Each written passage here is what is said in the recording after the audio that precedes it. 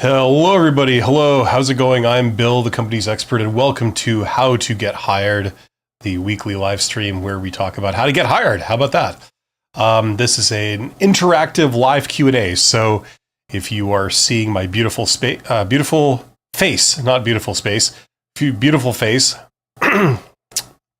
can't say I've got the best hair on the internet anymore.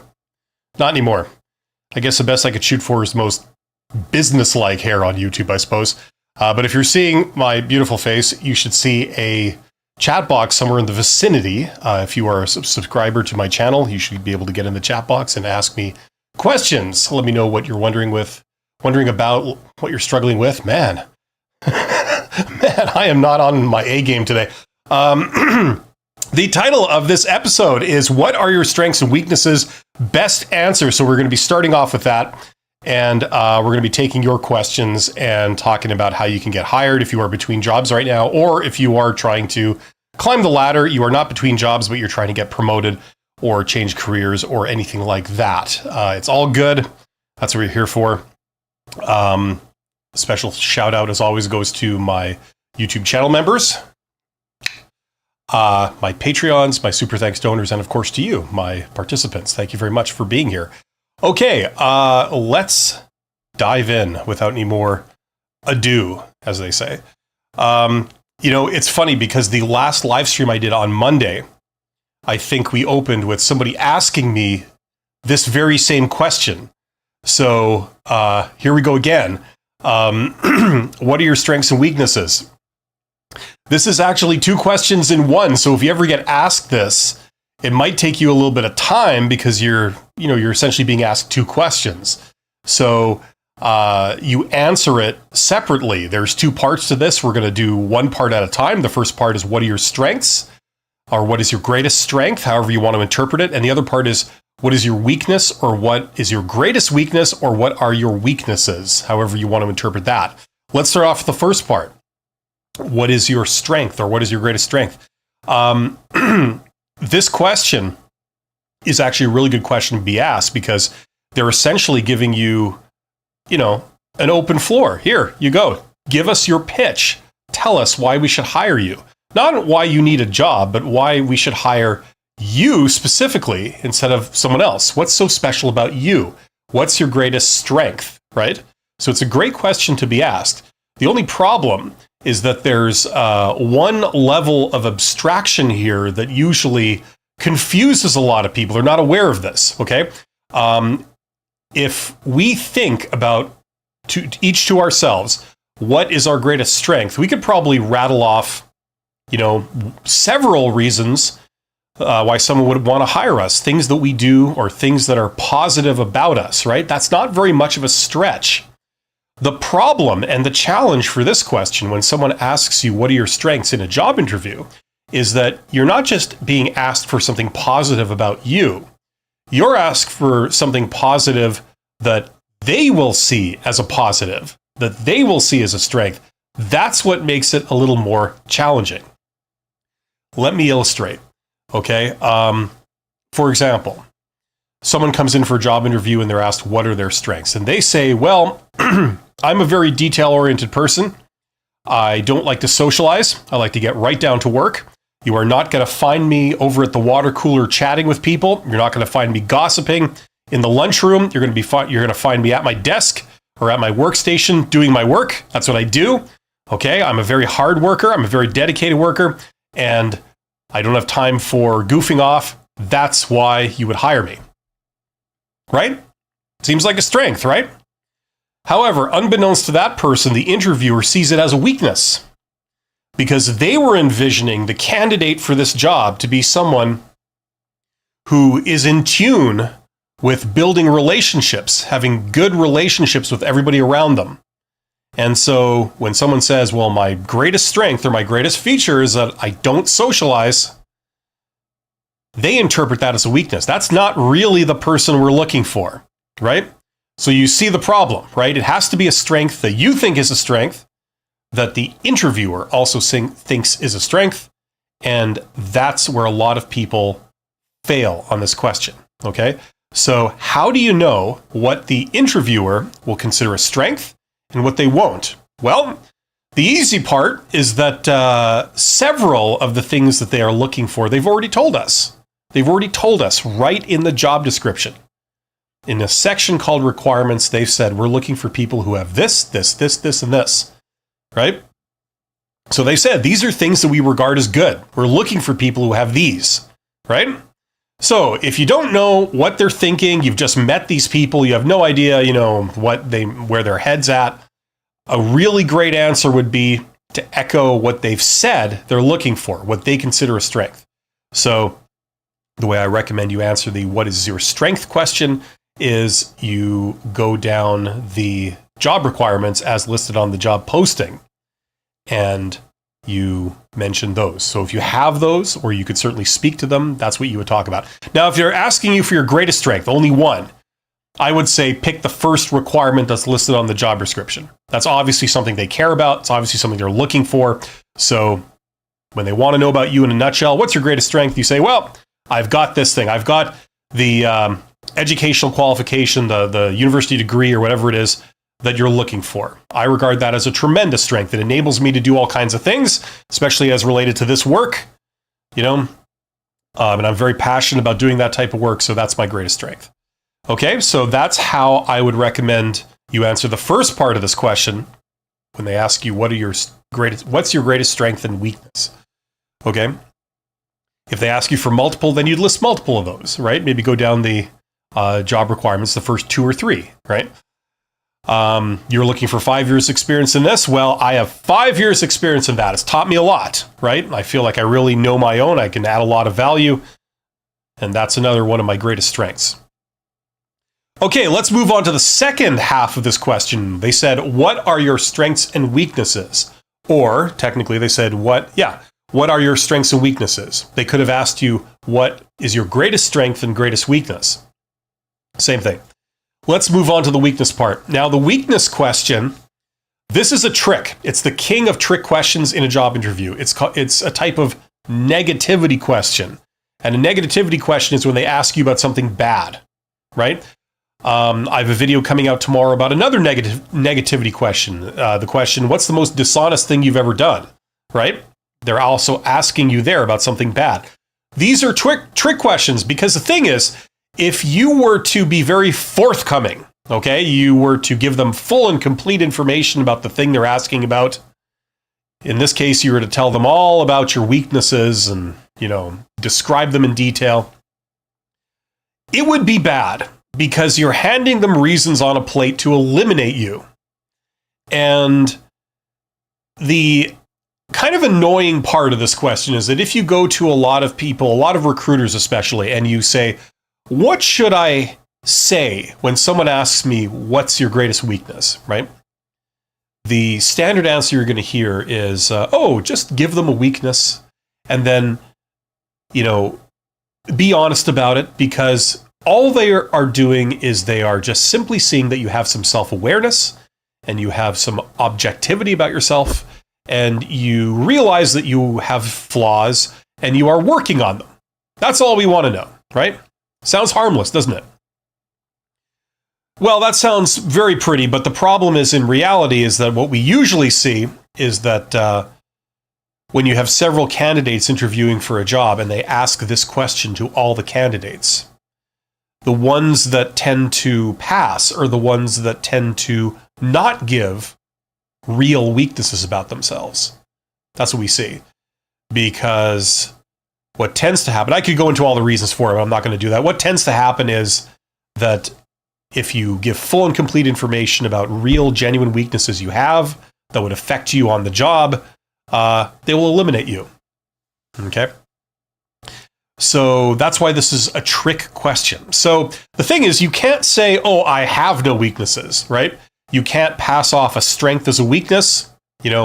My greatest weakness is I care too much, or I work too hard, or I'm just too nice, right? You can't say that stuff because it will be regarded as a hostile answer. They will regard you as deflecting their question instead of answering it, and they won't appreciate that, and that's going to raise some red flags.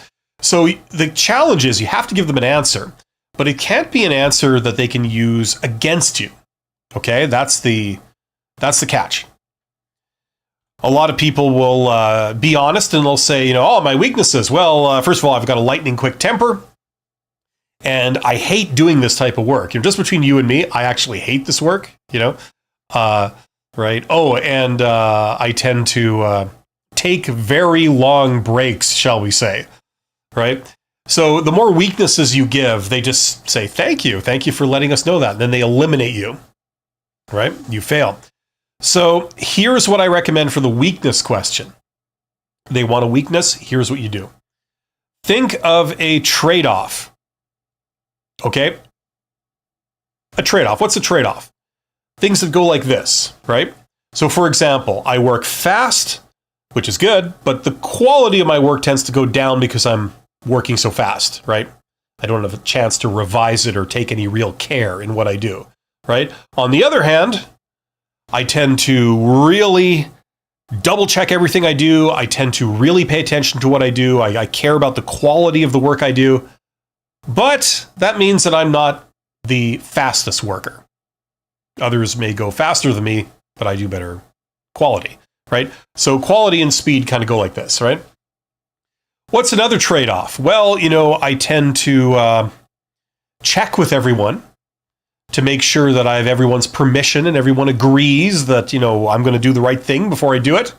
I just like to check in with everyone, right? But, that often means that I don't do very original work, right? It's a sort of like lowest common denominator, decision by committee type work that I do, right? So, do you want something really bold that really does what no other employee can do? Or do you want something that, everybody can do, right? So that's a trade-off too. Okay, so think of a trade-off, right? Speed versus quality is a very good basic one. So you could say, you could use that as your weakness. What I recommend is you use the downside of an understandable trade-off as your weakness. So an example would be if you said like, well, look, I'm a very detail-oriented person. I tend to take great pride in the quality of my work. Okay, unfortunately, that means sometimes that I'm not the fastest worker. So there's my weakness. Okay. Now, if you say this, it's very hard to eliminate you because it's an understandable trade-off of something you do that's awesome. Okay. Now, you get bonus points for then saying how you do something that ensures that weakness never ends up being a problem. Okay, so for example, you could go on to say, but what I've learned over time is that if I go to my boss when my boss is assigning me work, and I tell my boss directly, I say, listen, yeah, I can do this, no problem. It's going to take me this amount of time. Is that okay? 90% of the time, they'll say, sure, that's not a problem. So I make sure that the fact that I go a little slower, it never ends up being a problem. Right? So you put all that together.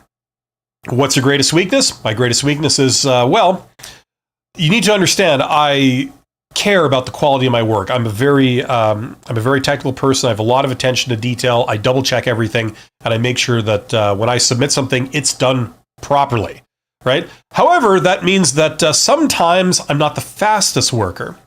But what I've learned is that if I go to my boss in advance and I make sure that they understand how long it's going to take me to do a job, and I confirm that with them, it never ends up being a problem. So what you've basically done there is you've given them a legitimate weakness. They can't really eliminate you for it because you've also given them two awesome things you do, right?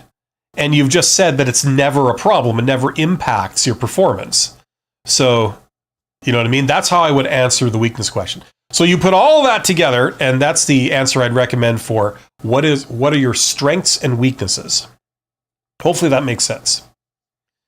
I see there are 21 people here today. Thank you for being here.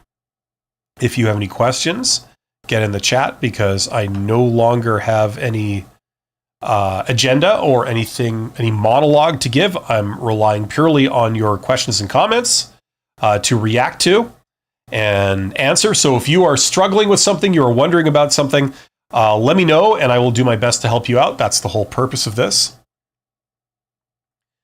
In the meantime, if you do want to go deeper with me, check out that course right there. My Get Hired course. Very popular course. A lot of people have gathered all my advice all in one place. It talks about how to get hired in the post-job market. That means dealing with recruiters and going to job interviews and all that kind of thing. And how to get hired in the hidden job market. So that talks about reaching out to companies and making connections and getting hired that way. The hidden job market is several times larger than the posted job market, for those who don't know. And if you've never heard of it or you don't know how to operate in it, I highly recommend that you go and do your own research, get your advice from a variety of sources, and then start doing some of the stuff. It will pay off for you very quickly. If you want to get my version of all that and all my recommendations of how to get hired in the hidden job market and the posted job market, check out that course. Okay, Internet Vibes is here. Hello to Internet Vibes. It's good to see you again. Pearl Escobar. Pearl Escobar is here. It says, hi there. I've been listening to your videos and have improved my interviewing skills so much with your channel. Well, thank you very much for telling me. And that's great to hear, Pearl. That's awesome. You know, the better you do at this stuff, the more doors open, the more opportunities open up in front of you. It's always a good thing. If you are doing well at interviews, you know, don't let the learning end there. Keep progressing, keep growing. You know, if you don't know much about networking or any of that stuff, learn that. That will open a ton of opportunities for you. And it's a skill that I wish all younger people were introduced to. I'd preferably in school. I tend to go on about this, but it's mind-blowing to me how a lot of people in their 20s, they've never been introduced to this stuff. They've never been taught about people, you know what I mean? You know, properly, like in as it relates to your career or your value, how you can help people, you know. It could be in an employment type situation. It could be in a contractor type situation. It could be a partnership type situation. You know, that stuff's incredibly valuable. I learned it when I was like in my 30s, basically. In my 30s, I found out about this stuff and got super angry why no one had sort of introduced it to me before. Like in high school, it would have been perfect. But yeah, keep going, keep learning and progressing. David Thor says, I'm wondering, how should I go about entering the job market at large? I'm just out of high school and I want to get some work experience, but don't have anything to put on a CV. Okay, first of all, David, okay. First of all, great goal, okay, right on. You're obviously on the right track. Now, excuse me, here's the deal, okay. What do people do when they have jobs? They usually work for a boss of some kind, right? And what do? They have to show up on time. They have to follow instructions. They have to work well with the people around them, their coworkers and this kind of thing. They have to be okay with authority to a degree. They have to report to their boss and have a good, or, you know, reasonably good relationship happening there. They have to be able to follow instructions. They have to be able to deal with things not going 100% according to plan, be able to problem solve and sort of figure out minor issues on their own. They need to be able to ask for help when they need it, right? Okay. Does that sound familiar?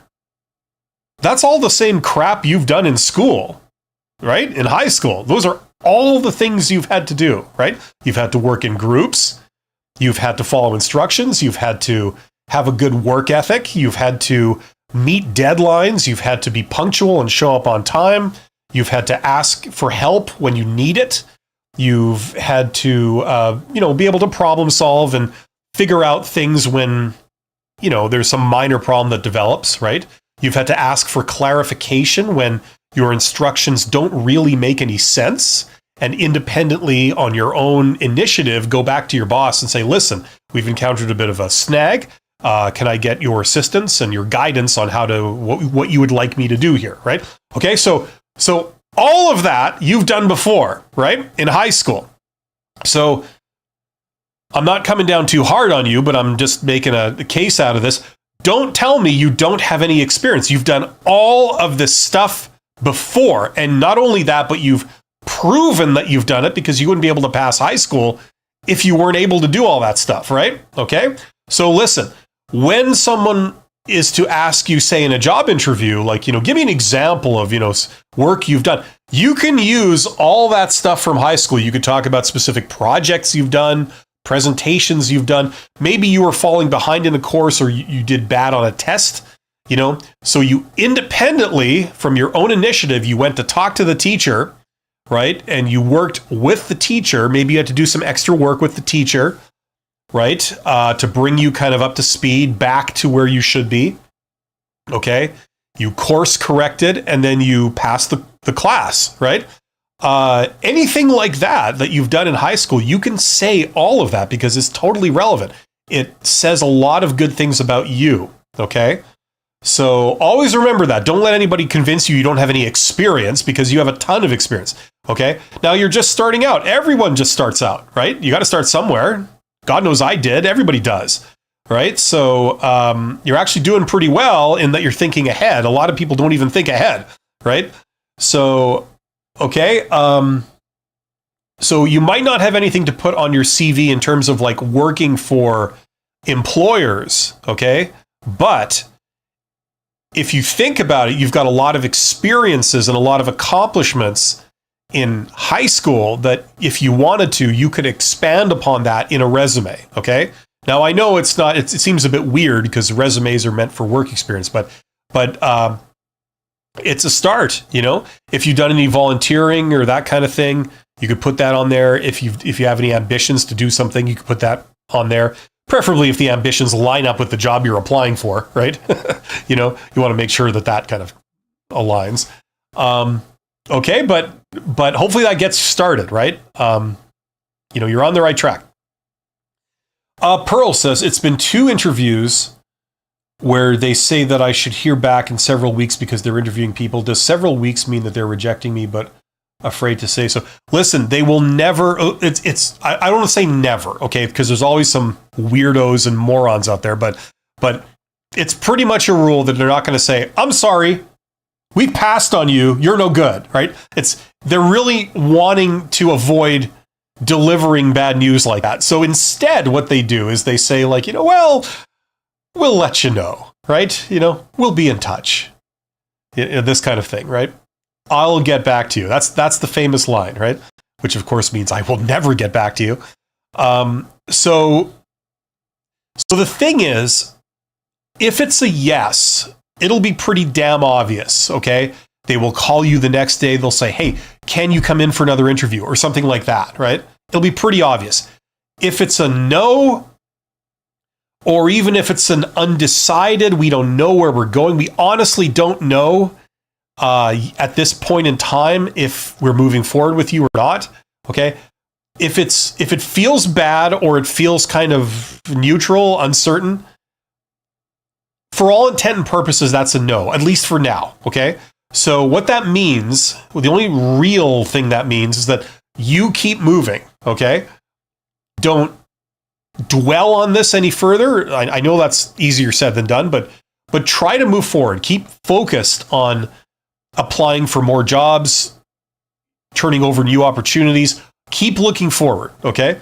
When it's a yes, you will know, okay? Until you get something signed on paper that you're working for somebody, you keep moving forward, okay? Something will come up soon, but dwelling on something, hand-wringing, turning it over in your mind, like what could they be thinking, this kind of thing. Number 1, it's not productive, and number 2, it's bad for your mental health. And number 3, you'll never be able to figure out what's up with them. They could be totally confused. They could be complete idiots. They could be, there could be like all kinds of weird transition stuff going on with their company. They honestly don't know. Don't worry about it. It's more about random chance than about anything else, like a throw of the dice, okay? Instead of wondering why you threw the dice and you got a 1, instead of like turning over in your mind, how did I let that happen? Instead, throw the dice again. Okay, maybe it'll be a 6 this time. Okay, so you never know. It's impossible to say, but what I can tell you is that it's obviously not a yes right now. Okay, so just keep moving. This has absolutely no relevance. It has absolutely no effect. It's independent of who you are. It's in no way a statement of like, whether you're no good or whether you're highly valuable. You're highly employable. You're highly valuable. You're going to make a great employee. Okay. So don't interpret it as some kind of lack of validation of, how employable you are or something like that. Okay. This is essentially the sales process. That's what it is. Welcome to hell. Best of luck, Pearl. You're going to do fine. Alex says, is it a red flag if a recruiting company says we hire urgently? Well, it depends on the context. Like, how urgent are we talking about? They don't want you to check them out or, do something reasonable. You know what I mean? It's good if they immediately get back to you, if that's what that implies. But it means it's the interpretation of the word urgent, right? Like, if they're expecting you to just give them a pass on something weird under the guise that, we're just doing this very urgently. We're moving very quickly, So, I'm sorry, we can't be bothered to give you our actual address because we're moving or, something like that. It's like, okay, that's weird. Hey, Halina. Is that how you say your name? Is that how you pronounce it? Halina? Networking. She's an author of How to Behave When Talking to All the what? PEPs? Progressive Partnerships. I don't understand any of that. Sorry, Halnia. RS Lunar says, hi, I recently got a new job and they required a LinkedIn. Like, what does that mean? A LinkedIn profile? Do you have any LinkedIn tips? Yeah, I got a ton of LinkedIn tips. What are you looking for? Are you creating a profile? If you could let me know, I can give you some specific advice. Sanju says, isn't crazy how much time we invest in one person only to end up strangers again? Usually people say that kind of thing after you've smoked a very large herbal jazz cigarette. How to explain the gap in my resume. Okay. Who are you explaining it to? To a recruiter? You may have a hard time dealing with recruiters and work gaps. Recruiters are not designed to handle work gaps very well. You see, the problem is that you can explain it. You can give them an explanation, right? You can say, I was caring for a sick family member, or I went on sabbatical and took a year off, or, some other reason. The problem is that they don't know, and they know that they don't know if that's true or not. There's no way to really test that to see if your explanation was actually, in fact, true.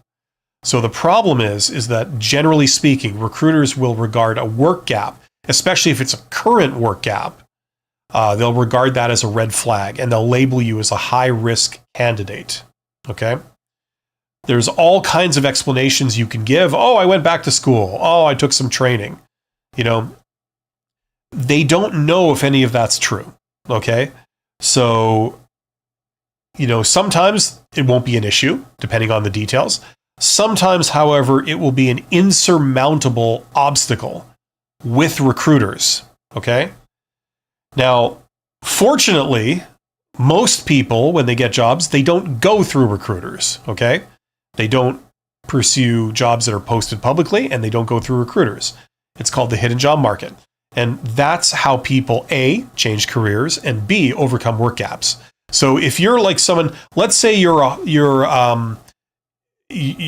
woman who had been married, you were married, you had children, and you stayed home for a few years to be a homemaker while you took care of the kids, right? Now the kids are grown, you're ready to rejoin the workforce, right? Now you might explain all this. And if you're talking to a recruiter, sometimes they'll believe you, and because you seem like you know your stuff and, other circumstances, they'll just sort of take you on faith. Other times they'll be very suspicious because they can't verify that, right? All they know is that there's a period of time where you weren't working and they don't know why. You've given an explanation, but they have no proof of why that is. And their job is to try and find the least risky candidate. That's what they do. They don't find the best candidate, they find the least risky. That's what recruiters are trained to do. So having a big work gap can get in the way of that. So where most people have success in overcoming a long work gap is usually on the hidden job market, and they talk to hiring managers, and it's more of a networking kind of thing, okay? That's how they take that approach, and that tends to work much better. Same with people changing careers. Same idea. So that's Sanju.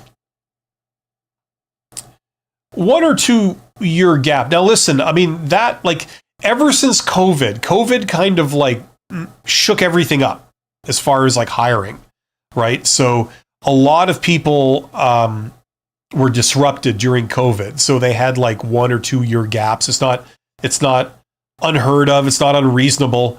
So it depends on the circumstances that you might be able to overcome that going through a recruiter.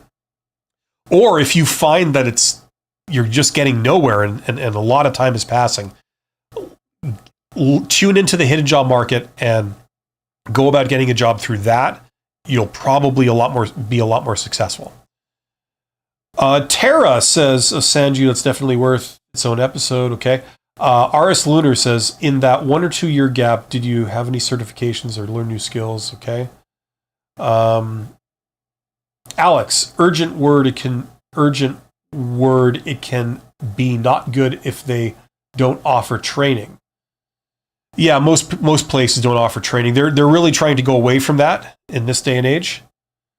RS Lunar, what I'm looking for is the do's and don'ts of LinkedIn creating a network. Can't explain that in 5 minutes, unfortunately. What I would say is get on there, okay?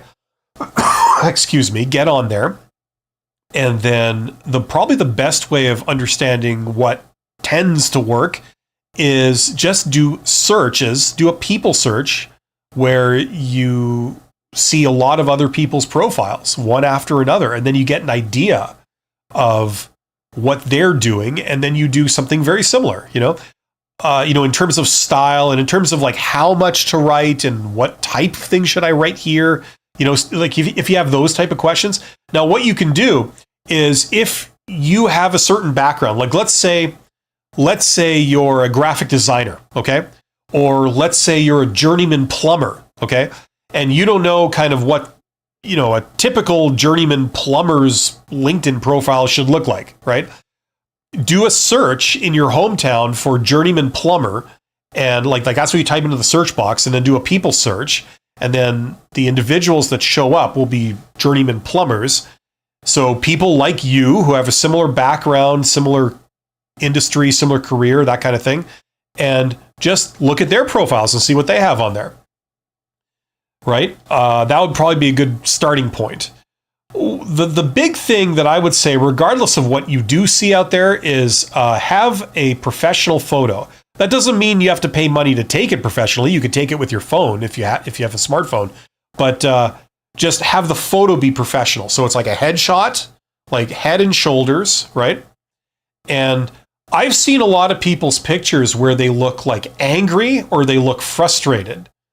And don't do that, right? Because you want to look approachable. You want to look like someone people would want to work with. Okay, so if you can smile, that's good. If failing that, at least look approachable. Look pleasant. Okay, don't have like 5 or 6 people in the picture, and half of them are drunk and they're partying. Right? Don't do that. Only have you, and then have like a good shot of your face so people can see what you look like. They can recognize you. You don't have to spend any money on this. Maybe like if you stand up against like a wall that's like a neutral wall, it's like a solid color, maybe white or gray, something like that. But just some solid color, and then you stand up against it, and then you have like a nice headshot of your head and shoulders where you look approachable and friendly. That would be good. Okay, that gives everyone a very good first impression of you. And other than that, just do searches and look for other people. Now, to do that search in the beginning, when you don't have a network or anything, you may have to get the premium account. Now, you don't have to pay for it. I think they're always advertising like a month for free, a month of premium for free. So you can sign up for that, use it, and then cancel before the the end of the month, and then you don't have to pay anything, or get it for free or whatever, and then take advantage of the advanced search capability, so you can find all the journeyman plumbers near you if you're a journeyman plumber, like whatever you are, look for people like you, and then look at their profiles and copy it, copy the style and the general idea. That would be a good starting point. Okay, where did we leave off? Hopefully that helps.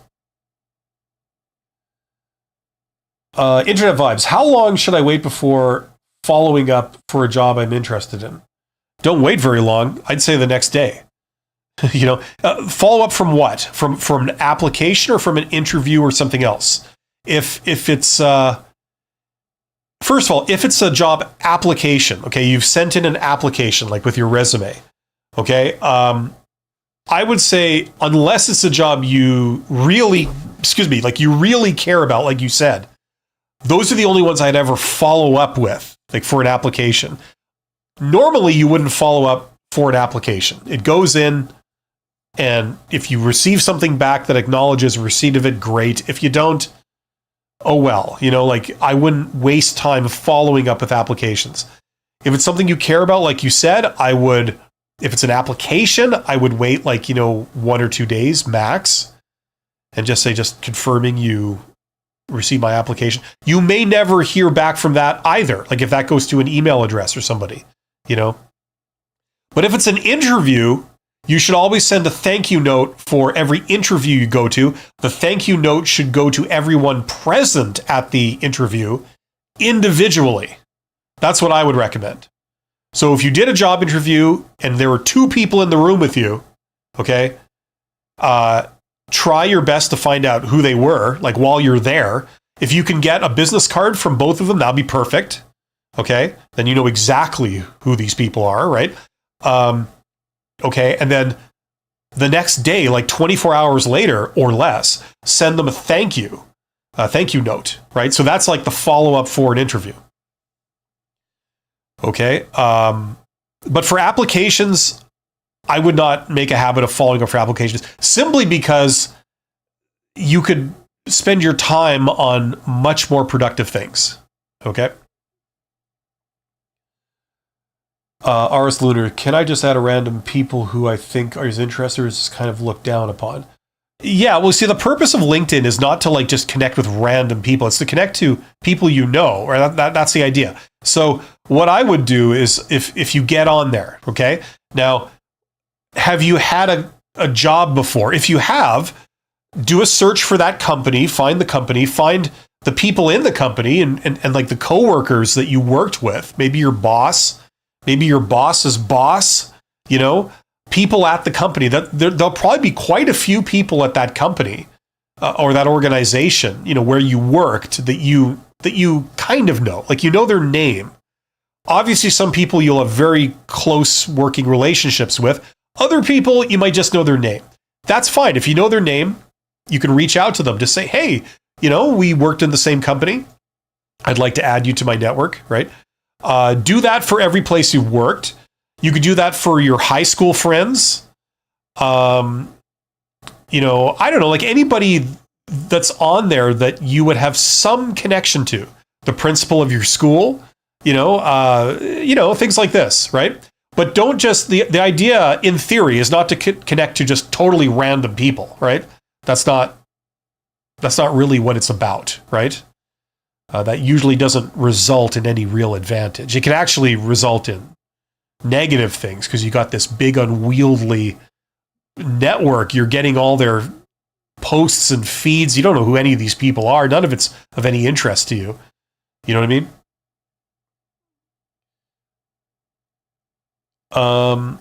LinkedIn is a tool. It's not the be all end all. I was far more active on it like years ago, like 10 years ago. I used it to build a consulting business. but I've really dialed back, my involvement, especially since Microsoft bought it. Like, they've really done everything in their power to turn it into the Facebook of business, and they've really succeeded. There's a lot of jabbering on there from just stupid people, So, people posting like posts on politics and all this, stupidity. So in terms of like a tool you would use for finding a job, that's going to be directly proportional. How useful it is going to be directly proportional to, how well the people on it. So does that make sense? Let's see. How long should I wait before following up? Can I just random people? Pearl says, how important is a summary statement objective on a resume? I've heard some professionals say it's necessary and useful. Others say it's outdated now. Listen, see, the problem with questions like this is that you're not stating what the goal is or who it's going to, right? It's impossible to say this is important or that's not important without understanding what you're trying to achieve and who you're sending it to, right? Like, for example, for some people, they would definitely want to see that. Other people, they don't read it, so it's useless, right? So there's no like one catch-all answer, like it will always be important or it'll always be ignored. That's not how this stuff works. You have to first have a goal, say this is what I'm going for, and then if you can say this is how I'm going about it. Then you can ask the question in that context, and then we can talk more intelligently about it. Okay? For example, for resumes, a human will probably not read a summary statement. Okay? So people started backing away from that. However, now in this world of ATS, that applicant tracking systems that use AI filters, sometimes we're going back to having like summary points at the top of the resume so that it gets in keywords. And also, if a human is glancing at it and they only have 5 or 6 seconds or whatever it's supposed to be on average to look at it, sometimes there's an advantage in putting like a couple of sentences at the top, like almost like an executive summary, that contains the keywords they're looking for, just so that, and maybe highlight them, just so that it makes them want to put that resume aside and read it more in depth later, right? So, you know what I mean? Like the answer is yes and no. It depends what you're going for. The Arable says, I get rejected after recruiter interviews. Is there any point to ask for feedback? No one gave specific info yet. It would be nice to know if I need to work something other than interview skills. Okay, so the general rule is that they will never give feedback. And if they do give feedback, chances are it's not honest. Like, it's either incorrect or it's incomplete. It's not the full story. It's not maybe the real reason they rejected you. Okay? The reasons for this are legion. There's a lot of, in the States, they got into legal problems with this stuff in the past. People have been sued, for saying, we rejected you because of X, and all this kind of stuff.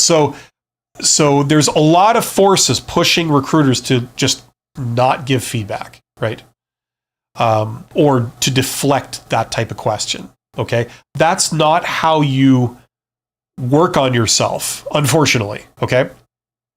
The way you work on yourself, okay, is you do things like mock interviews. So that's where you sit down with a friend or family member and you do a pretend job interview with them, right?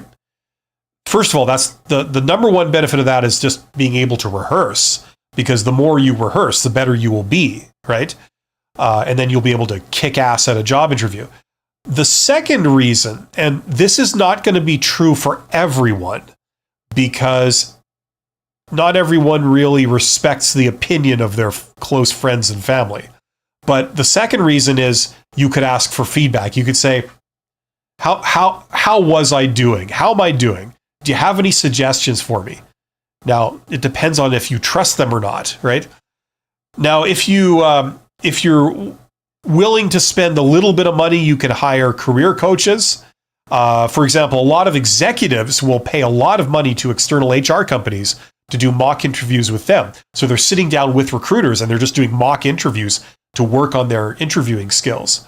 Okay, they get the practice and they also get professional feedback where the recruiter says, well, what you're saying is fine, but, the way you're saying it makes me believe that it's not true, or, you're kind of coming across as rather intense and maybe even a little angry. Like if you could just sort of dial that down and just take it down a notch, I think that would give a much better impression, right? So executives and stuff do that. For regular people, like they have career coaches on the internet. I'm not a career coach, so I don't offer this. But I know a lot of other people in this space do. There's a lot of other YouTubers that, are former recruiters, and so they offer that service. I work somewhat closely with one person. Her name is Abby, and she's from the YouTube channel Life Work Balance. We do a collaboration every couple of weeks on a live stream where we answer questions together.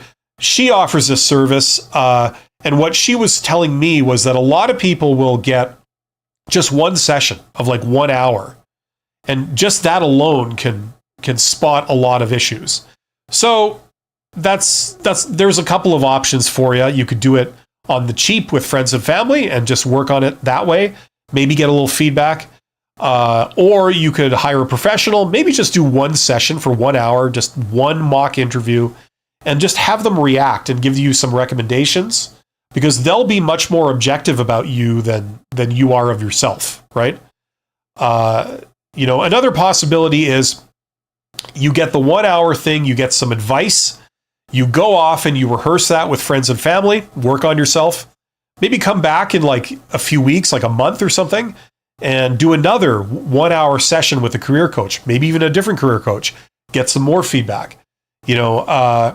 Like if you really want to do it right, if it's a real big problem, that would be more kind of what I'd sort of recommend. Okay. Job interviewing, like it's like any other skill. Nobody is just born instantly good at it. You've got to practice. Practice makes perfect. If you've only done 3 job interviews in your life, you're probably not very good. It's almost like saying, I've tried to ride a bike 3 times in my life. I've got on a bike 3 times in my life. Okay, I'm now going to ride this bike in front of everyone and hope that I do it perfectly. It's going to be hard. You need to practice. You need to do a lot. So what I would recommend, okay, is take 2 weeks and see if you can do 3 to 4 mock interviews per day. Okay, so that's like 30 to 40 mock interviews overall, where you go to a friend or family member, you give them a list of questions, or you say, okay, you pick the questions. Go on the internet, whatever. Like you decide the questions, ask me some standard job interview questions or whatever, and we'll just do this as if it's real, right? At the end of like 2 weeks, after 40 mock interviews, you will know the answers to all the common questions. You'll know them frontwards, backwards. You'll know them in your sleep. Okay. And you've heard them 1,000 times. So you're a little more comfortable, So when you go to a job interview, you'll be a lot more confident. You'll feel better about yourself. You'll have more self-esteem because you've been through this so many times. You know what I mean? So if you put a little bit of time in, that's how you get good at this stuff. Practice makes perfect.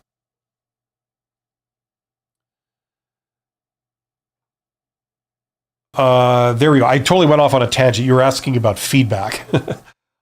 Sometimes Joey Plays says, is this a Q&A? Bill, I have a mailing address to a job I applied to. Is mailing a follow-up correspondence a good idea?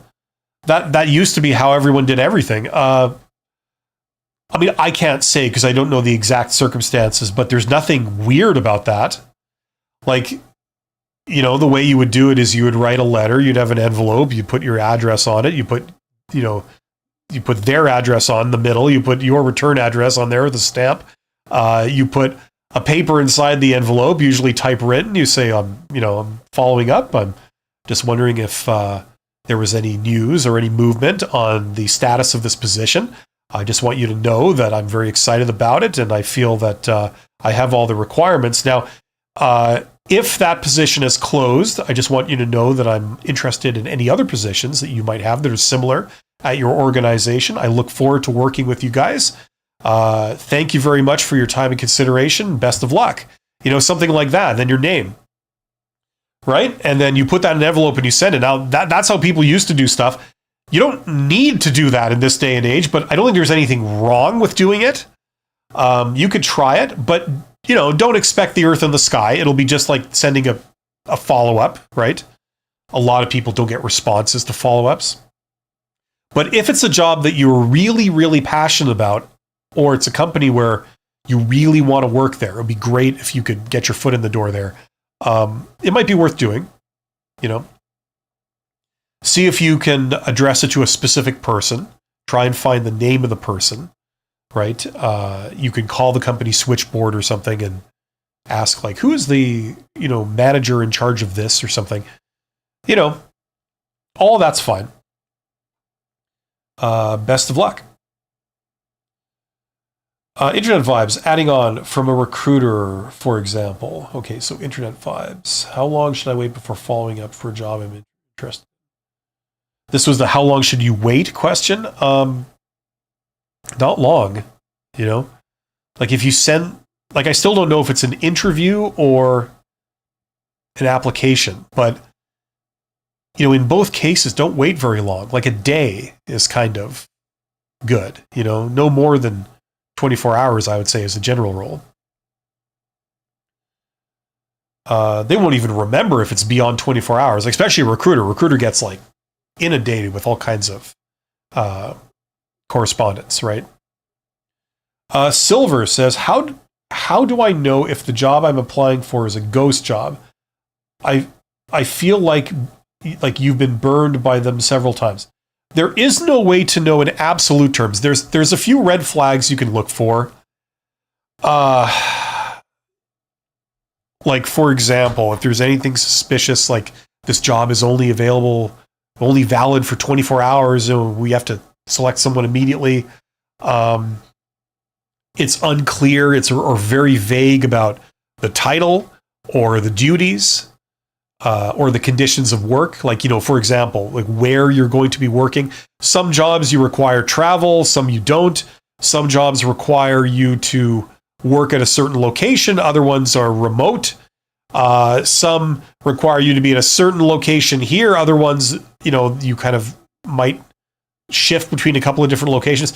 If they can't answer any of those questions, or if it's very, very vague, that's an immediate red flag, okay? If they're asking for all kinds of really personal information, like right up front, that's a red flag. You know what I mean?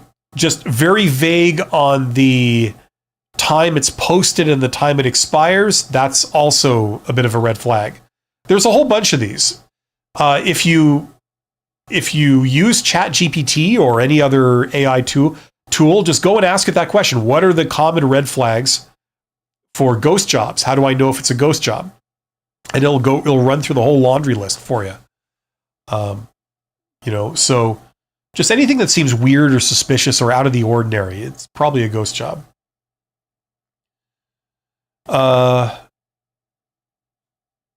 It continues. Yeah, I feel like those have hurt more than they helped. This and entry-level jobs requiring experience. Yeah, like that's the thing. It's obviously not an entry-level job if it requires experience. That's the thing about these people. Just because they say it doesn't mean it's true. This is the thing. You've got to think critically. It's obviously not an entry-level job, even though they call it an entry-level job. It's obviously not if you need experience, right? In what way is that entry-level? Let's just call a spade a spade. Usually the people that do this kind of crap are, less than above board. Amin says, do hiring managers ask questions about salary and or compensations and what lies behind these questions? Yes, they do. They can. That doesn't mean they always will. Certainly not on the first interview. At some point, they will have to come to an agreement over what they're going to pay you, right? But they may not ask it right up front, right? If there's a recruiter involved, then sometimes the recruiter will handle that kind of stuff, and the hiring manager won't, right? Now what's the purpose behind these questions? Well, as I said, they're obviously going to have to come to an agreement of what they're going to pay you. It has to work for you and it has to work for them, right? Now, like I've said a couple of times, if you're dealing with a recruiter or a hiring manager, you have a very complex relationship with these people because sometimes they're your ally. They want you to be the one. They want to hire you. They don't want you to not work out, right? So in some ways they're your ally, but in some ways they're your adversary. And this is an example of where they're your adversary, because what you're going to try and do is you're going to try and get as much money as they can possibly give to you. And what they're going to try and do is they're going to try and get you for as cheap as they could possibly get you for, right? So your incentives go in that direction, right? You want more money, they want less money. So hopefully it'll come to some equilibrium, some common ground there, right? So it depends who you're dealing with. If you're dealing with reasonable, no nonsense kind of people, they'll be very forthright about this and they'll just tell it like it is and try and make it as quick and painless as possible. If you're dealing with kind of underhanded shysters and idiots, they will make it very unpleasant. They will use all kinds of techniques to try and seemingly get you to agree to something lower than you wanted, right? The key is to understand before you even go in what makes sense for you and what doesn't, right? That's the key. Like, whenever you try and come to an agreement on something, you have to have thought about what your position is before they bring it up, right? Otherwise, you don't know. Like they say, would you accept this? And you're like, I don't know.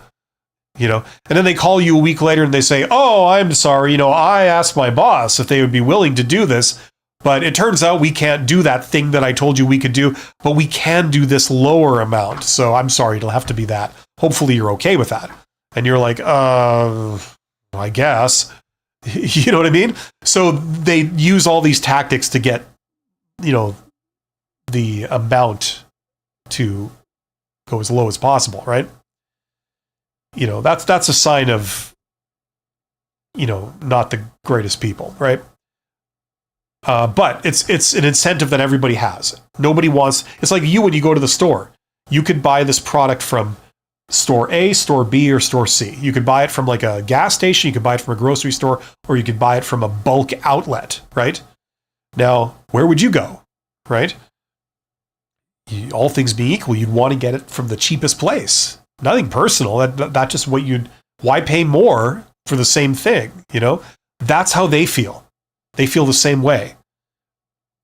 We could hire a person to fill this job of any of these people. Which one will work for the least, right? Let's get them. As long as you're okay with them, right? So they'll use every kind of tactic to try and get you to go down. You have to use every kind of tactic to boost it back up, right? That's what's going on. So, I could get into this. This is like a huge topic, right? But that's the gist of it.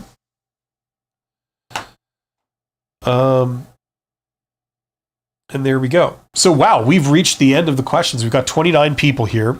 If you have something you're wondering, you'd like to ask me, get in the chat. I'm going to turn down the brightness of my camera here because it's getting a little bit brighter in here. How about that? There we go. So you can see the level of technology that I'm working with here. If you are interested in getting the full meal deal, all my advice in one place, including how to get a job on the hidden job market using networking and networking for introverts, check out that course, my Get Hired course, very popular course. That's all my advice in one place, to do with interviews, to do with applications, for the posted jobs, and then all the stuff for the hidden jobs.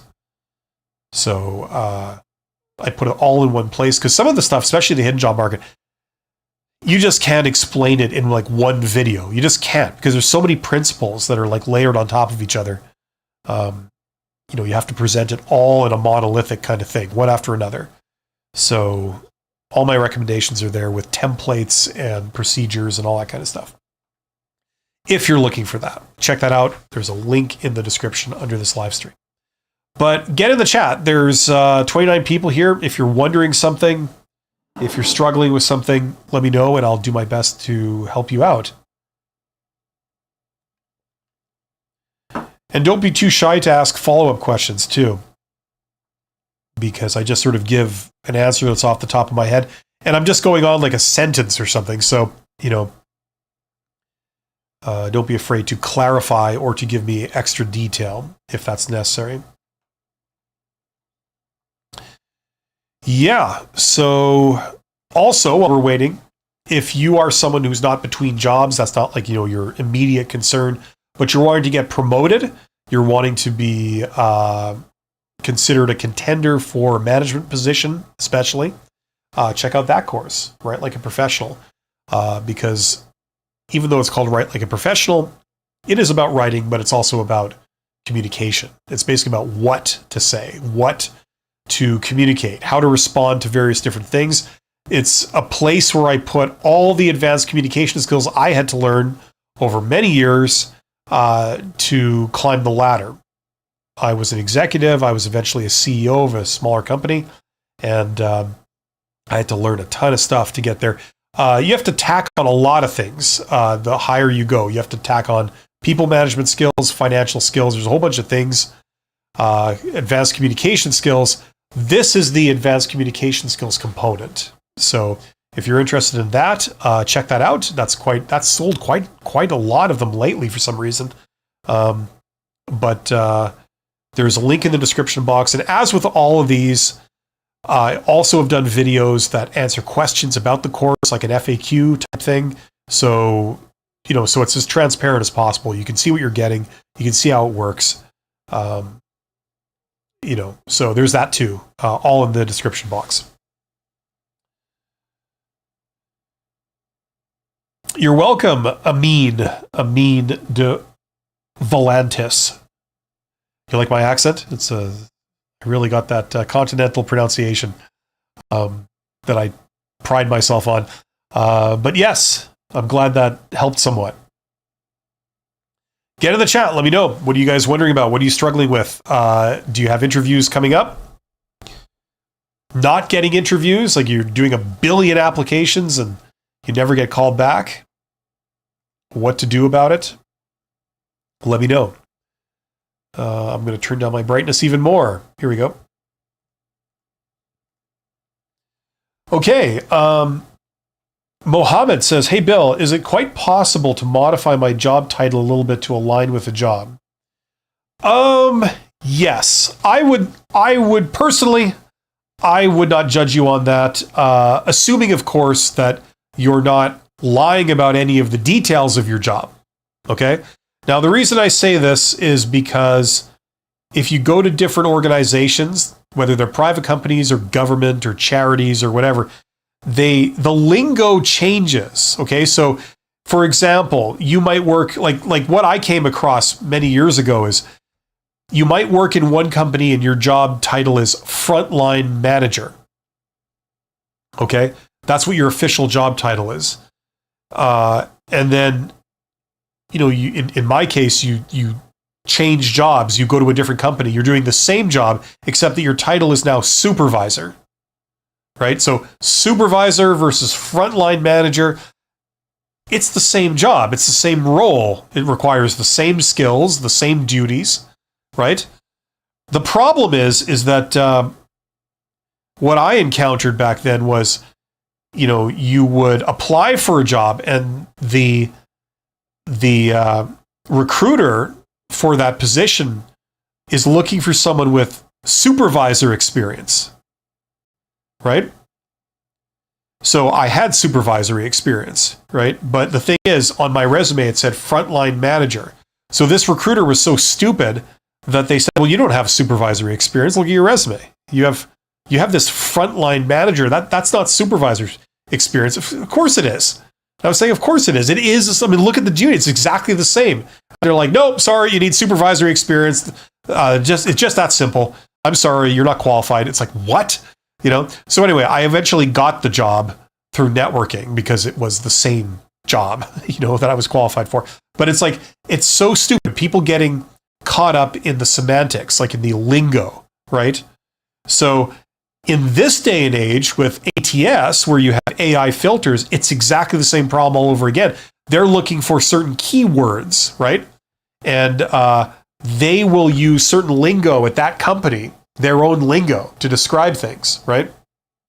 And then naively and arrogantly, they just assume that the rest of the world uses their own lingo, right? We've seen that a lot of times. So the problem is you might have all the stuff they're looking for, but the way your employer described it was different, including your job title, right? So, why let that hold you back? It's ridiculous. You are qualified. You are absolutely qualified. You've done exactly the same role. So we're not going to get hung up on words and then have some computer or some idiot recruiter tell you you're not qualified. It's silly. So I wouldn't judge you for that. Now, that's probably not a universal attitude. Some people might take exception to that. But personally, I would not give a crap about them. As long as you can do the job because you're qualified, that's the only thing that really matters. The words you use to express that are entirely up to you. If they want to ever check references and you've given them that company or that boss as a reference, I would then clarify and say, just, I don't know if it's going to come up, but just so you know, my official job title was this,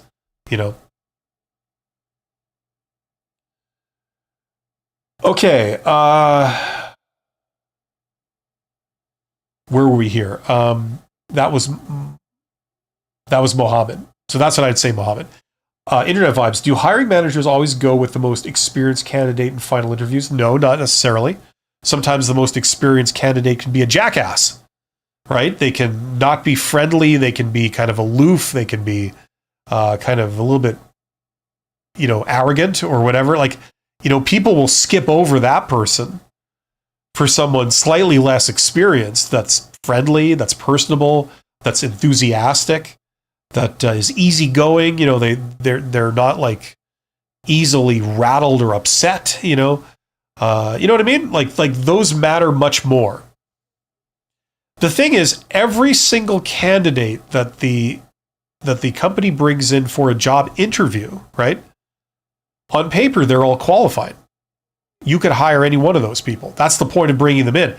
If it doesn't make any sense to bring in a candidate to a job interview who's not qualified to do the job, because even if you end up liking them and they get every question right, they're not qualified. Like if you need to hire a brain surgeon, what would be the point of bringing a candidate in who doesn't have a medical degree? Now, even if you love the candidate in the interview, they're like, they're wowing everyone as the most amazing person ever. You can't hire them because they're not qualified to do it, right? So that would be a complete waste to bring that candidate into the interview. So every person that's brought in for an interview, regardless of what some of these clowns say, they've decided that you're qualified on paper. The only way that would backfire is if you falsified something on your resume. And it turned out that, they read your resume or your application and it seemed like you were qualified, but it turns out that you're actually not qualified because your application was misleading, right? That's the only time that they would conclude that a candidate is not qualified for the role, right? So everyone's on a level playing field when they bring you in for an interview, in theory. Certainly as far as technical skills are concerned, right? Yeah, some people have more, some people have less, but they're all capable of doing the job, right? Now the question is, what are these people like as people? Because the boss, the hiring manager, has to work with this person probably every day for the next several years. You want to make sure you don't mind working with that person. If you bring someone in and they're like angry and they take offense to everything you say, and they're very, very high maintenance and they misinterpret everything you say and get offended, like, no, sorry, I don't care how qualified you are. I'm not working with that. You know what I mean? Right? So it's really about who you are as a person. Okay? Now, this is a good thing. This means that people who are technically not as qualified can still get the job if you score high on that stuff. Okay? So that's something that everyone can work on. This is the good news. Okay, where do they leave off here? So that was Internet Vibes. Cat Girl Blue says, it's kind of hard to find a job in the hidden job market because the job I've always done is first contact lead generation, verifying, setting up the sales appointment. It's called different things, okay? Mainly inside sales, but any industry can have these roles. I don't see what that has to do with the hidden job market. Most people in your profession get hired in the hidden job market, so I don't see why it's hard, or it would be hard. Now, if you're having a hard time about it, maybe you need to learn a bit about it. It's like anything else. Okay.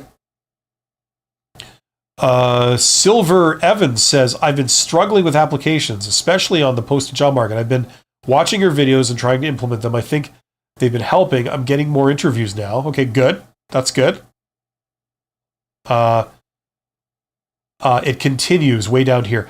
But I think they've been noting it when I tell them about for expected salary.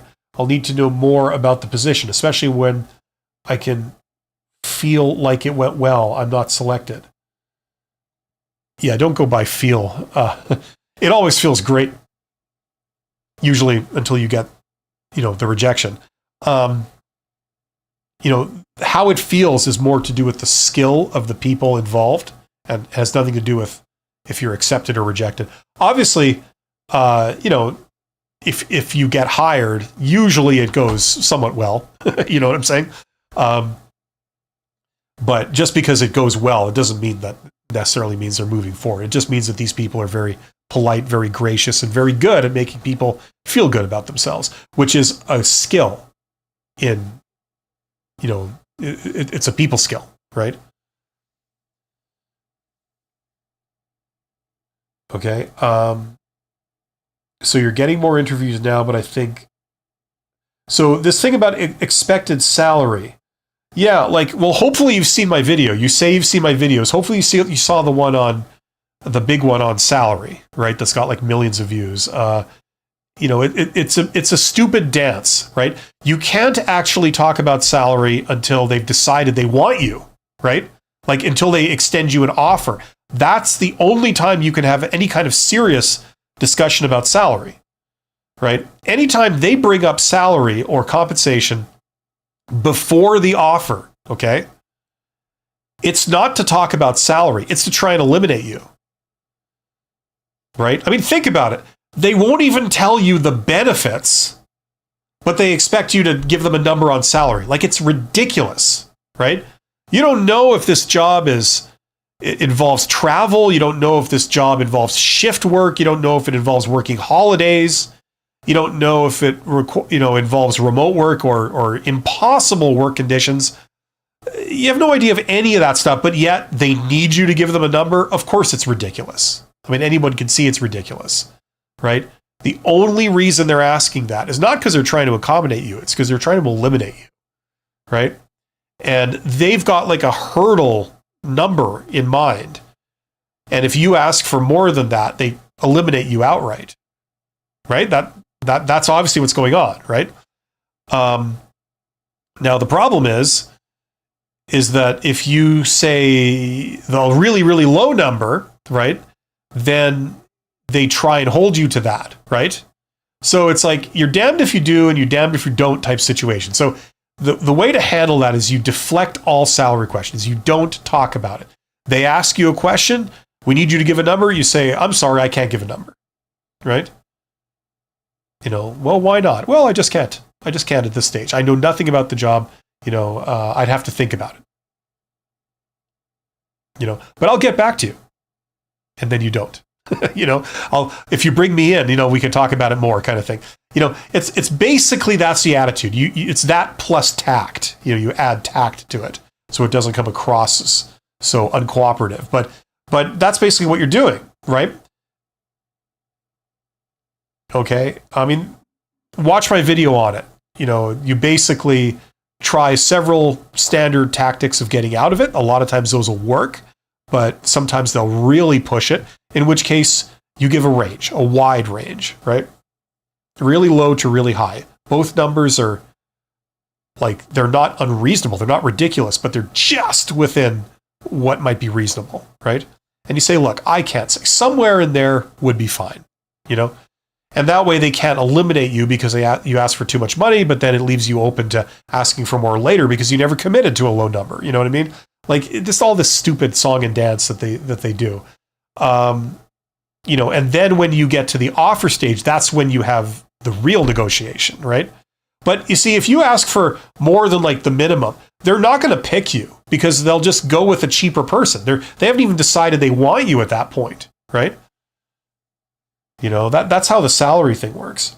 So I've got a video on that. I've done a video that's an hour long on salary negotiation. You could check those out if you're interested, or you could get it all in this course if you want to go that route. But there's a bit to it, okay? But that's the general rule. What I've just covered here is kind of the general rule. So hopefully that makes sense. Okay,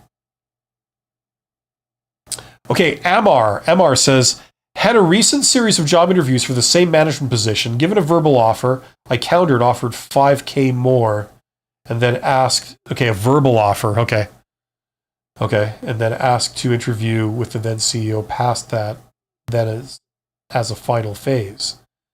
Okay, usually, once again, it's not real till it's in writing. So when I say wait till the offer stage, that obviously means a written offer. Asked to interview with a client, and that went well. Next day, what client?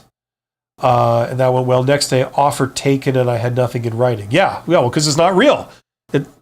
Verbal doesn't matter. I mean, you can have a very, very pleasant conversation with somebody talking about all the future plans you're going to make, how you're going to be working there and doing all this. I mean, that's great. That's great. The more you guys get along and you have a pleasant conversation, that's good. But nothing counts unless it's in writing, right? So I once again, if you haven't got anything in writing, I would not give them anything. I just leave it open. I'd go back to the range, right, that you gave, presumably in the interview stage, or maybe this is the interview stage where you're giving the range. Somewhere between here and here. I can't really say until I know the details, but I'm sure somewhere in here would be fine. That's all I could say at this point. They press you must give a number. It's like, well, I'm sorry, that's all I can say. Unless you want me to just pull a number out of the air, and that wouldn't be good for either of us. This is where I stand. Somewhere in here would be fine.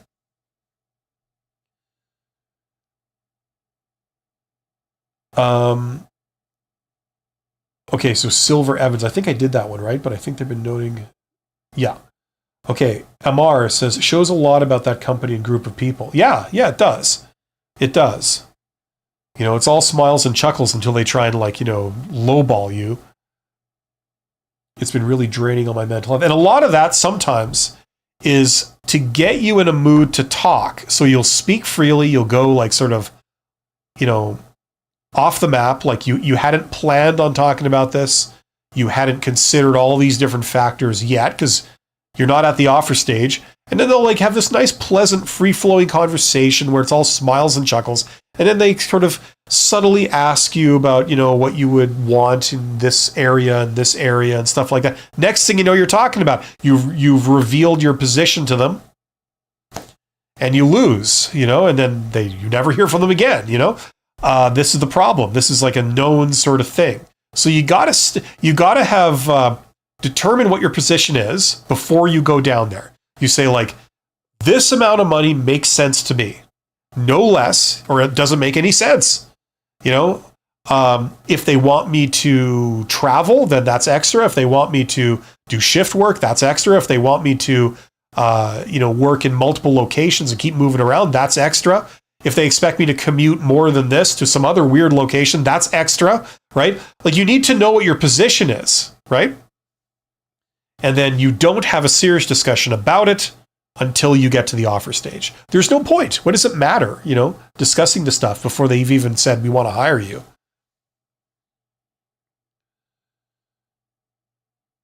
And hopefully, if you're able to, you've also got other opportunities on the back burner too. You've got other irons in the fire. You're applying to other jobs. Maybe you're being interviewed by another company for a different job simultaneously. That would be really good. It's whichever offer in writing comes to you first. That's what you're looking for. Nothing else matters.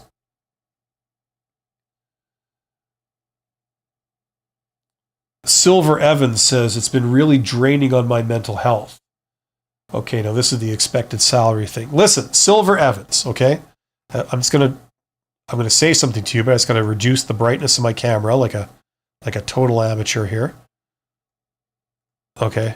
I can't be bad at technology. I'm old. Since when was an old person ever bad at using technology? Listen, Silver Evans, okay? You're awesome. You're highly employable. Okay, you've got a hell of a lot of value to offer any employer, and pretty soon you're going to be working for somebody, and it's going to be a very mutually beneficial arrangement, okay? So don't worry about it, okay? This is unfortunately just the nature of this particular dance that you got to go through, okay? All this BS. Just look, it's a great learning opportunity. I hope you get it, but just in case you don't, either way, it's going to be a tremendous learning opportunity for you, something that you won't soon forget, okay? And it will benefit you for many years to come, okay? Learn all you can about this stuff and just pursue as many opportunities as you can. You see, these companies, these employers, they look out for their own best interests. That's all they do. In all their interactions with you as a candidate, or indeed their own employees, if you end up being an employee of theirs, okay, everything they do is guided by what's in their self-interest. They think of themselves first. They think of every other entity second, if at all, okay? So that's how you have to behave. You look out for yourself. You have no loyalty to these people, right? So while you're talking to them, be pursuing as many opportunities as you possibly can, okay? You have no loyalty to any of them up until you sign that job offer that they've sent you, right?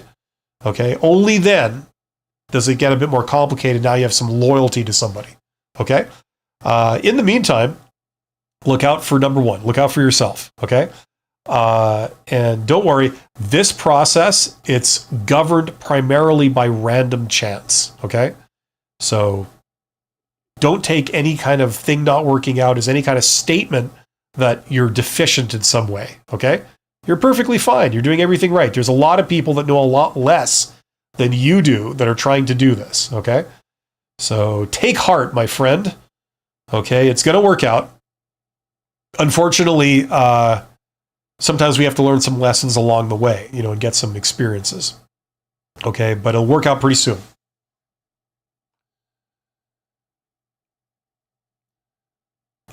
Silver Evans says, could they eliminate you for not giving an answer? Well, it depends how. If you give an answer that says nothing, but is very professional and very cordial and very, pleasing to the ear and complimentary, I don't think anyone's going to eliminate you for that. You see, the thing is, in a job interview, they're going to ask a lot of questions. In fact, most questions to which they are not entitled an answer. You understand? Right? They're asking you about what you did. Now, are you required by law to give them all this information? Of course not. It's entirely voluntary, right? Especially when they overstep the mark and they ask it in a sort of almost hostile way. They like to put a lot of pressure, a lot of social pressure on people to answer. And the salary question is a great example of that, where they'll intentionally, like a lot of bad employers, they'll ask this question in such a way that they try to amplify the awkwardness if you don't just instantly answer with what they're looking for, right? They'll make it feel awkward, right?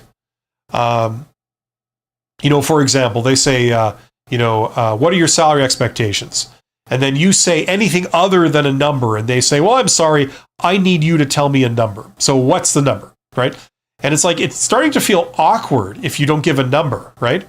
But this is entirely calculated. This is intentional. They have rehearsed this, and what they're trying to do is they're trying to put social pressure on you to reveal something that you don't want to reveal because it's not to your advantage, right? It's like in poker, you're playing poker and you bet money, right? You have your cards, right? And you hide them, you keep them. It's like they're saying, show me your card, right? I need you to show me your card. No. The way this works is that right now, the way this works is that you need to show me your card now, okay? And then you say, no, I'm not going to do that. You say, well, I'm sorry. In order for this to continue, you have to show me your card or else we're done. You see, they can try and apply all this pressure. And you're already in the zone of wanting to answer their questions. That's why you're there. So they intentionally overstep and use that to their advantage. Okay, now you're telling them stuff that's hurting you. Either it's revealing reasons why they would not want to hire you because it makes you look bad, or if they do want to hire you, they're going to now get you for a lot cheaper than they normally would have because you've just revealed something to them, right? Like, for example, when they ask you, how much money did you make in your last job? What's your current salary right now where you're working? Are they entitled to that? Of course not. Now, you can voluntarily share that with them if you wish, but they're under absolutely no right to that information. That's between you and a third party. It's none of their business. And they know this, but they ask it anyway because they're going to get an advantage if you answer truthfully, right? So this is one of the reasons why you rehearse, right? You got to learn the responses to some of these tactics. Hopefully you won't encounter many of them, but just in case you do, you hold your own, you don't give up the crown jewels, right? So I mean, for example, the salary question is a common one. So learn how to handle that. I got a video that's got millions of views on it. Go check that out. And then there's more to it. There's more about salary negotiation and all that. Just learn a bit about that stuff. And this is a great opportunity to do that. And this will benefit you for the rest of your career, okay, knowing this. Getting past the initial interview is the hardest. I've watched that video. It's where I got it. Thanks. Okay, good. Should I approach someone in the hidden job market? Are you hiring? Or I'd like to ask for a job. Yeah, it doesn't work like that. So learn about the hidden job market. I can't go into it here like from zero. You need to learn a bit about it. So you could get my course. You could just do your own research. Learn about how it works. Okay. Twinkle Star says, had HireVue interviewed. Glad I could retake 3 times. Okay. I don't know what HireVue is. Then had a phone interview yesterday. Now waiting for in-person interview. Honestly, this would be my 5th company interviewed me. The first 4 rejected me. Okay, well, just so you know, Twinkle Star, that's not unheard of. Like, that's typical, I'd say. People usually have to go to a lot more than 4 interviews to get a job. Usually, right? So you're doing okay. Amar says, been watching you for years. You're the man. Appreciate all your help and wisdom. Well, thank you very much, Amar. It's very kind of you. My buddy there, my close personal buddy, Dave Popovic. Me and Dave are like this. Dave says, just an opinion. With the cost of hiring an individual, it's surprising that many companies are gamifying the interview process. It extends the time to hire and may not result in a better hire. Yeah, I know. But the thing is, HR is one of the most inefficient areas of business. Like it's appallingly bad. Like people, like dealing with people, it is appallingly inefficient across the board, right? And there's a lot of like hocus pocus, pie in the sky BS ideas and theories floating around too. Some of which are, they're incorporated into the current body, the current theory behind how HR does recruitment and selection, right? It tends to, you see, it tends to make sense when you realize that they're not looking for the best candidate. They're looking for the least risky, right? Like if you start with that, then some of what they're doing starts to make sense, right? Because the thing is, like, it's just an impossible task. Spotting talent is damn hard in any industry, in any situation, right? But here, what they're doing is they're trying to spot talent, on a budget with entry-level employees, which are like what most recruiters are, right? Recruiter is an entry-level job in HR. So, it's a practically impossible task. So you'll never find like who's the better candidate for the job. But what you can say is okay, this person has like 2 or 3 risk factors, like red flags. For example, maybe they've been fired from a previous job, or maybe when asked what you would like to do with your life, they said something other than this job. They said something completely different to this job. So that kind of suggests that this is not really their lifelong passion or ambition. You know what I mean? So based on superficial stuff like this, we could say that this candidate is probably a higher risk of not working out, meaning that they'll probably leave or they'll get upset easier or, whatever, right? So that stuff isn't so far-fetched, right? But I think, like in my experience, when we come to things like compensation, a lot of the problem is, like at the worker level, a lot of candidates don't seem to realize that these people are not working with you. They're working against you, A lot of people don't even realize that. They answer fully and completely. They say, what are your salary expectations? And the candidate themselves, like says a low number, I'd be happy with this, right? And then the company, through the HR organization, they managed to like get that down even further, right? And then the employee just accepts it because the company might say something like, "Oh, this is standard for this type of work," and the employee goes, "Oh, is it? Oh, okay. I guess I better sign then," and they do. Meanwhile, that was all a lie, right? They'll say anything to get you for less money. I was a CEO. I know what I'm talking about, to my shame. But it's how business operates. If you can get someone for cheaper, you do it. Just like when you go to the store, if you get a product for cheaper, you haggle down the manager or the store manager or something. Can you give it to me for this? It's like, sure, right? The same forces are in effect.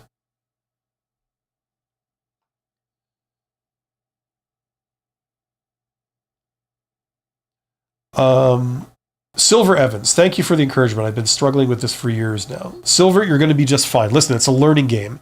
Now, if you need a little help, okay, definitely avail yourself. I mean, I'm sure you've done this already, but just in case you haven't, really avail yourself of what's going on the internet. There's a lot of people out there. There's some people who don't know what they're talking about. There's quite a few people that do.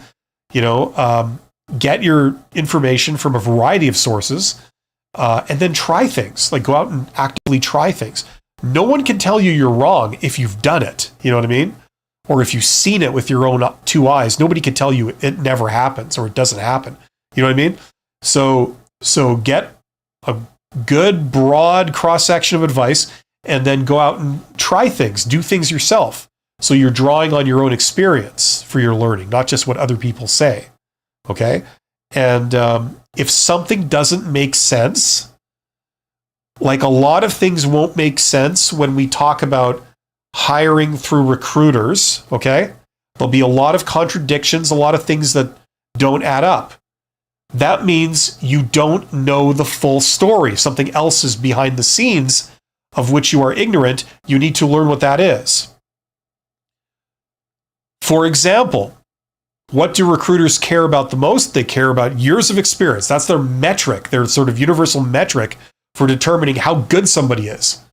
Oh, you've done it for 2 years. Oh, you've done it for 10 years. Okay, you must be better, right? We all know that's not true necessarily, but that's how they do things, right? Now, how do people change careers if that's how they're assessed? Because by definition, you're trying to get a job, you got 0 years of experience doing that, right? What would a recruiter think of that? A recruiter would think, oh, well, then you can't know what you're doing. Or at the very kindest, you're entry level, right? Even though you're 50 years old and you're changing careers and you have a wealth wealth of experience. Oh no, your only thing you're good for is entry level. It's like, no, it doesn't work like that. Obviously, we see people changing careers every day. We also see people rejoining the workforce after taking 5-10 years off to raise kids or care for sick loved ones, whatever. They do it okay. It's because you're not seeing the whole picture. It's the hidden job market. There's jobs that are not advertised, they get those. And they don't go through recruiters to get those jobs, right? The whole overqualified thing, you care about years of experience, more is better, except if you have, too many? And then you're unhireable? That doesn't make any sense, right? If that were true, then no old people would ever be hired for anything. And I don't know about you, but I don't see many 21-year-old CEOs of Fortune 500 companies. You know what I mean? It's like, if something doesn't add up, it's because you're not seeing the whole story. So learn all you can. Dig deep, okay? Use ChatGPT, use Google, use online resources and articles and YouTubers and all this, and then go out and try stuff. Okay, Big says, thank you, sir. I have good. Awesome. Well, I have good too. And in that, we both agree. Big says, thank you, sir. I had a good interview with the help of your videos, and now it's been 2 years working in a company. Okay, good. We both got through that together. Well, thank you, Big Kump, and I love your name, and that's very kind of you to say. Internet Vibe says, I don't know why I've always thought of this. It might sound funny to you, but does having a job title like Quality Assurance Engineer Intern on a resume make the manager evaluate you more strictly? Well, it depends for what. Are you putting yourself up for a quality assurance engineer position? Seems like that would be the perfect qualification for it. It depends what you're going for. That's the thing. It's not like I said this at the beginning of the live stream. It's not possible to talk about is this good without first knowing what you're trying to achieve and who's reading it or who's being exposed to it. You know what I mean? You've got to say, what are you going for? What's your goal? And then, you know what I mean? Are you sending this directly? Did they say in the job posting that they're looking for, a quality assurance engineer intern? Would that be good experience? Simply because it says quality assurance. Well, yeah, but a quality assurance engineer, I'm a bit sensitive about the term engineer because I have a degree in engineering. So, I don't like it when they call garbage people like a sanitary engineer or, all these kind of euphemistic kind of things. It's like, no, an engineer is an actual term. It means a certain actual thing that's real. I don't like people throwing it around. So what precisely is the role? Because quality assurance, you could be an inspector, you could be a coordinator, you could be a program manager.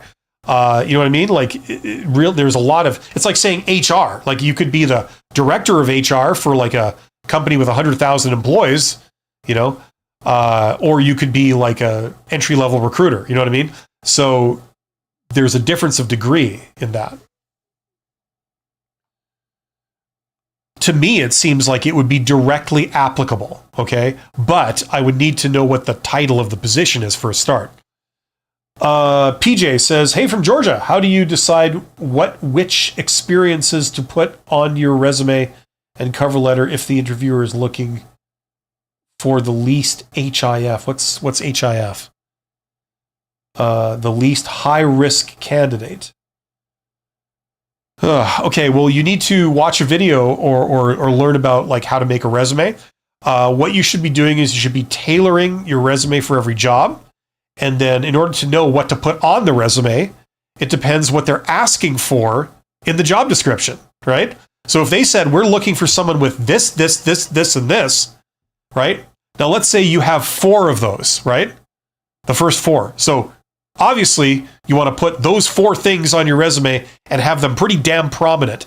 And you want to make sure that they're expressed with the same lingo as they used in the job description, right? So that if they're looking for keywords, like we want that exact word on your resume, and that's what the AI filter like separates and says like this resume has potential, right? It's looking for that word, use that word, right? Now the fifth thing, you don't really technically have it, but you got something similar, right? So maybe you could write something about that on your resume. Maybe it uses even the terms they use to describe it, right? Now, you don't say that you have it 100%, but you have it's similar experience to this or something like that, right? So you get a match with ATS if that's what you're dealing with. It also, if there's a human looking at it, like then the human looks at it, they look at it for 6 seconds or whatever the average is supposed to be.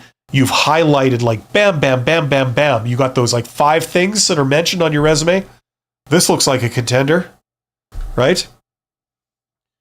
Now, let's say you've done 45 other things in your life, right? Maybe leave some of those off. The things that are like clearly not directly related to this job, leave them off because it's diluting what you do have, right? Otherwise, you'd have a resume with 50 things on it. 5 of them line up with what they're looking for and 45 don't. That's starting to look less like a fit, right? But if you've got 7 things on your resume and 5 of them are exactly what these people are looking for, that makes you look like a fit. Okay?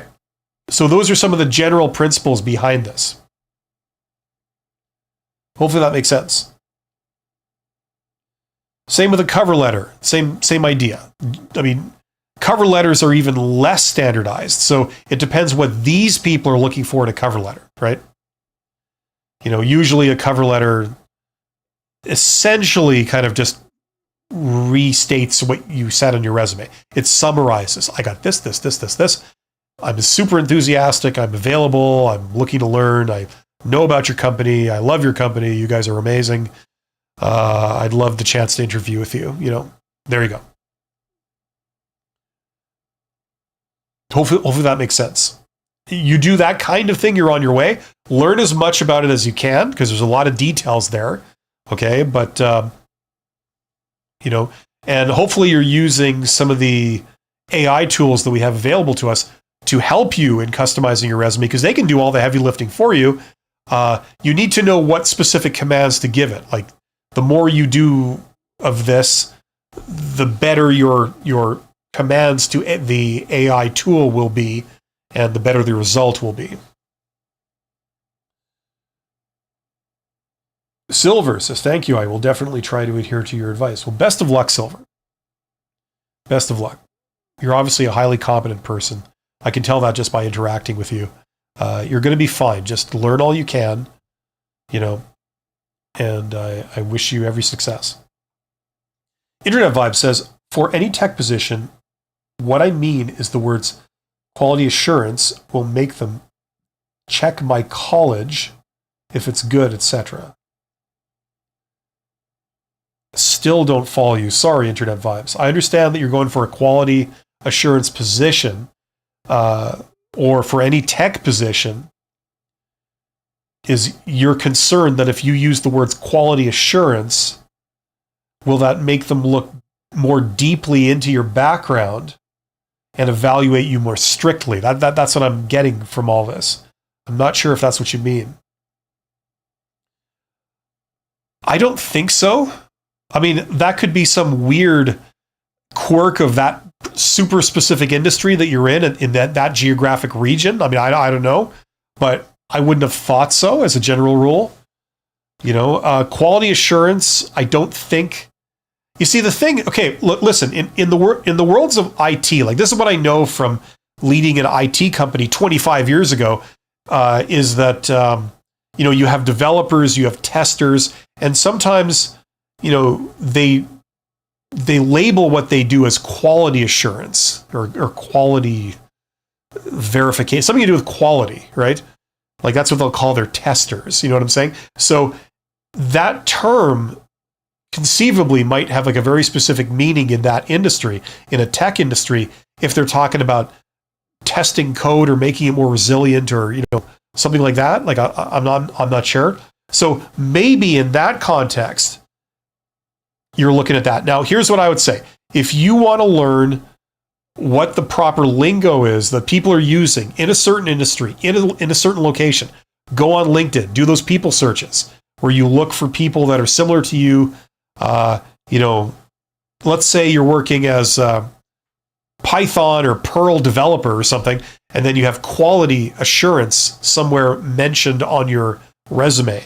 So you would do maybe a search for Python developer quality assurance. Just do that search, do a people search in your region, see who comes up, look at their profiles.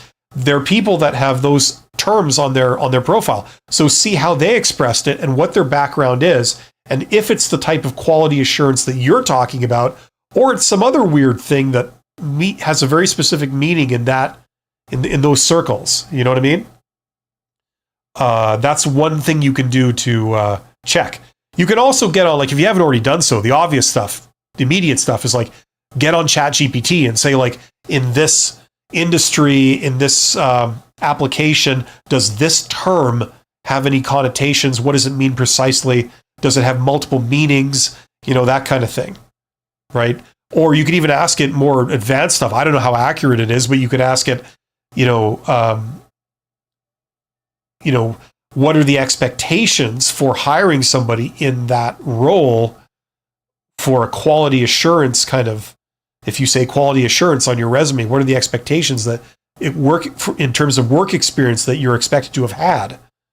Things like this. Just see what it says. That would be a starting point. Okay, if you really, if this is a really big deal and you're running into this kind of problem repeatedly, I would go a step further. I'd start talking to these people. I'd reach out to them when you did that people search, these people that have a background in this industry, even if they're hiring managers, even if they're executives, and just reach out to them and say, would I be able to speak to you for half an hour on, this industry, where it's going? I'd love to get your expert opinion on, some skills going into the future, particularly in the area of quality assurance. Would you be able to spare me 30 minutes of your time? And then you could either have like a phone call, or you could go down and see them, which I highly recommend, and just ask them about this and say, like, what does this mean? Like, what is this, something that's on the rise? Maybe it's a trend that's coming in. And if you can do that, that would have multiple advantages. That might even lead to a job. Okay. So maybe pursue it in that way. PJ. Okay.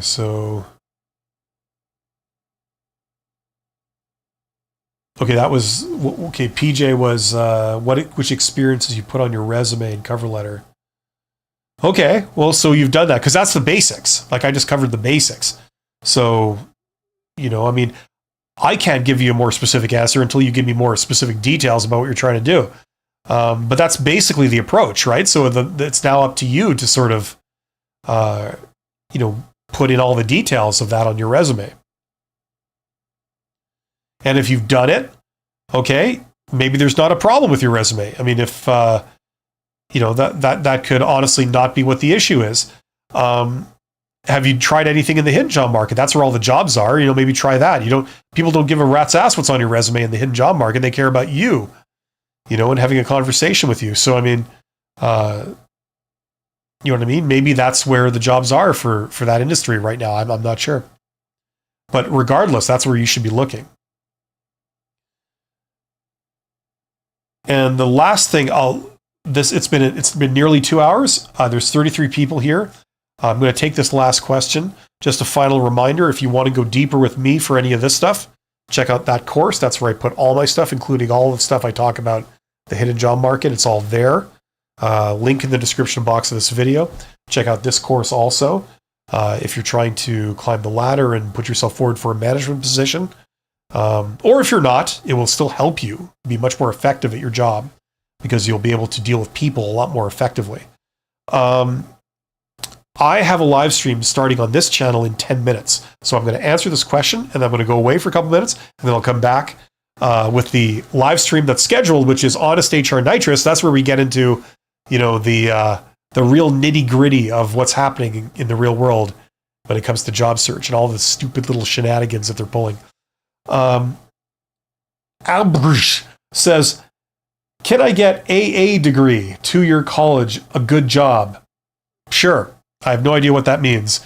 Is AA degree an associate's degree or something? I don't know what that means. And can you get a good job with it? Yes, you can. You can. Will you? That depends on what you do. You know, I have zero details to work from, so I can't give you a more precise answer than that extremely general one. But I wish you every luck. Now, if you have any specific questions, I'll be back in 10 minutes on this channel, and I'll be happy to go into it with you if you would like me to. Other than that, I have to sign off now. Thank you for being here. You guys are awesome. We got some great questions, very intelligent things people are asking. There's 33 of you guys here. Thank you so much. I'm here this afternoon. I'm also back doing live streams on Friday, so I'm available if you have any questions then. Other than that, I wish you every luck in the world. Always remember, you're awesome, and I will see you soon. Take care.